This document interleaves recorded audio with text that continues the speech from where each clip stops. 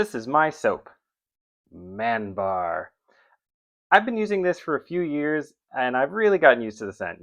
It smells like me, exotic musk and sandalwood fragrance. Honestly, I could not pick out a sandalwood tree from a lineup. All I think of is those crappy shoe plants from Death Stranding that I literally never once had to use. My wife really likes it though, and I found the box it came in still really smells strongly like the soap, so I thought it would be funny to surprise her with a stealthy air freshener that blows soap scent towards her. Bonus points if I can activate it remotely. Bonus points if it can activate itself remotely. Here's what I'm thinking. Little 5-volt fan that hides inside the box and pops up, gently wafting the soap fragrance towards her, and then maybe retracts itself back down afterwards. A little hobby servo, plain and simple, 9 gram hobby servo, with some kind of an arm maybe, so it kind of flips up, pushes the lid open, sticks the fan out, retracts itself back down. Arduino Nano, I think this is a Nano. This is like one of those cheap AliExpress knockoffs. A Nano controls all this, which is pretty straightforward. Servo fan, and Arduino, easy enough. 9-volt battery for power source. The Arduino Nano has a 7 to 12 volt VIN pin with a voltage regulator, so that'll be perfect for 5 volts across the board.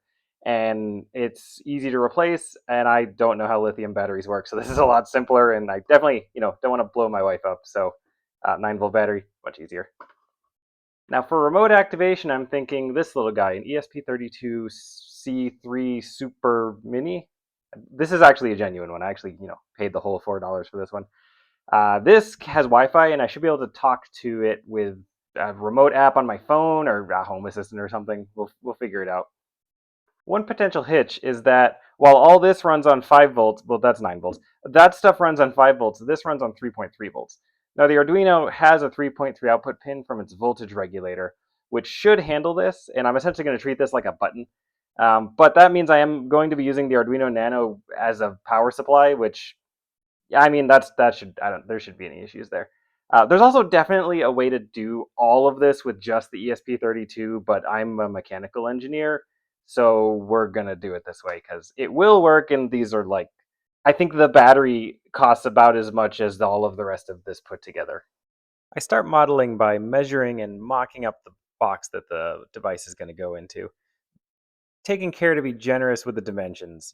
Tolerancing on 3D printed parts is about as much art as science, especially when your printer looks like this. So erring on the side of minimum material will help ensure that your part actually fits once you print it out. And now, as they say, draw the rest of the owl.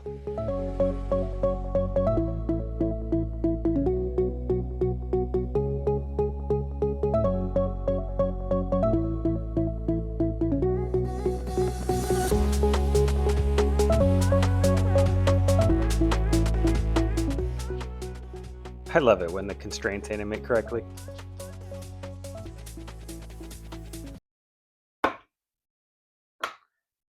It's real. It has been hewn into existence. And the print quality, I printed on fast settings. But the good news is everything seems like it's going to fit. So the fan is the right size. I think the holes all line up pretty good. The servo fits in perfectly. I punched out the little supports on the bottom. Just kind of wiggles its way in there. Oh, yeah. Oh, you'd like a glove. All right. I'm going to put the rest of this together, and we'll see how this turns out. All right, here it is. It functions, it works, and above all else, it functions. And we learned a few things along the way. But yeah, it works. We've got our 9-volt battery, we've got our Arduino, we've got our ESP32 servo motor, and everything's in there. Let me show you up close. I can take it out, and we've got all our hardware hooked up, fully socketed, except never mind the ground. Fully socketed because I'm very confident in my abilities. Pop in and out just in case some kind of accident might happen to the microcontroller. Never happens, I promise. But we've got everything wired up. We've got our servo motor plugged in. I added a little power switch just so it's easy to turn on and off because the 9-volt battery has to be sticky taped in place or it just gets in the way. Speaking of the 9-volt battery, did you know that the current capacity of a 9-volt battery is only like 350 milliamps? Because I didn't. I sure as heck thought it was going to be way higher than that. So we had to be a little creative with some of the wiring. It is powerful enough to drive this whole system, but just barely. It is not happy about it. To the effect that the servo motor actually causes, I think, brownouts with the noise from its drive signal. The Arduino would just kind of stop in the middle of moving. No good. It would ruin the comedic effect of what I'm going for here. There's actually a 680 microfarad capacitor nestled just gently under the Arduino there across the power in leads. Totally solved the issue, runs great now. Just a brief explanation of why this works. The battery is like a swimming pool with a pinhole in it. It has a ton of charge, but can only let it out at a very limited rate. And the current spikes caused by the servo motor actually exceed the capacity of what the swimming pool can discharge. Now, the capacitor is like a salad bowl. It holds a lot less than the pool, but you can let it out all at once. So whenever the servo tries to move a step, it tries to draw more current than the battery can supply, and the excess is backfilled by the capacitor. Then between current spikes, the capacitor recharges using the excess capacity from the battery. The fan, I was worried if I could drive it directly from a GPIO pin on the Arduino, which has a 20 milliamp recommended current draw with an absolute maximum, they say, of 40 milliamps. I did test the fan. It draws about 36 milliamps, and it's going to only be running for maybe 30 seconds at a time. Another lesson we learned was that the ESP32C3 Super Mini has Wi-Fi, but the Wi-Fi is kind of picky about how you power it. I initially wired this up where the ESP32 was powered by the Arduino Nano's 3.3 volt output pin directly from the voltage regulator. I don't know if it was something to do with the current limit on the battery or the voltage regulator being weird, but the Wi-Fi on the board just would not boot up when it was powered by 3.3 volts. But it would power up when it was under its own USB power for programming it. So I switched it over to the 5-volt output of the Arduino, and it just works now. So I'm just going to throw that out there as a PSA for makers out there. Be careful powering these from the 3.3 volt because the Wi-Fi gets really weird. It may not work very consistently. Let's pop her back in there and we'll take a look at how it works. And I like putting it in this way because then the switch is accessible. So I've actually wired this up to Home Assistant so I can access it remotely. But when I power it on, and it's already connected. Here we go. I don't know why. Something to do with the servo.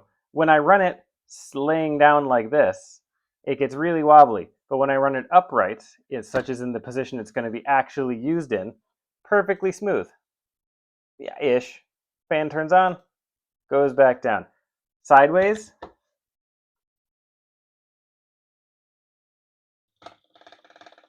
No idea. Gravity's helping. Whatever. Low tech, doesn't need to be perfect. Going to work perfectly as it is. I have observed one more potential problem, which is that this box opens like this.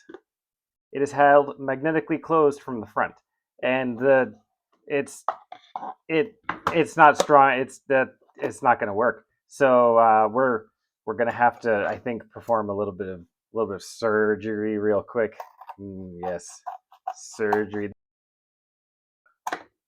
Oh yeah, very good. All right. It's the made in packing. Let's experience this together. It should, if I've done my measurements correctly, just slide right in. Just slide right in. It's snaggle. Just slide right in. Oh, perfect. Perfectly hidden. And then obviously it's hmm. Interesting. All right. Hold hold that thought. What if we just tape a big old nut to the top over here? That'll work.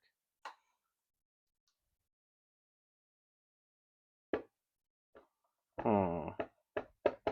I need a bigger nut. How about a bolt? If the nut doesn't work, I'll try a bolt. All right. Now can it open it? That totally worked. Double-sided foam tape, I'm telling you. Double-sided foam tape. If I had $1 for every time double-sided foam tape saved a project, buy more double-sided foam tape. Here's what we got. We got double-sided foam tape, the GOAT. Subtitle of this video, how far would you go to make your wife laugh once? Thanks for watching. I appreciate you sticking through the entire video. I'm always doing little side projects like this, and I've only recently started recording them and making them into videos. If you like this sort of thing, I encourage you to leave a comment below with your thoughts and ideas. It really does help motivate me to go through and actually learn video editing. I'll see you next time, and remember, never let engineering stop being fun.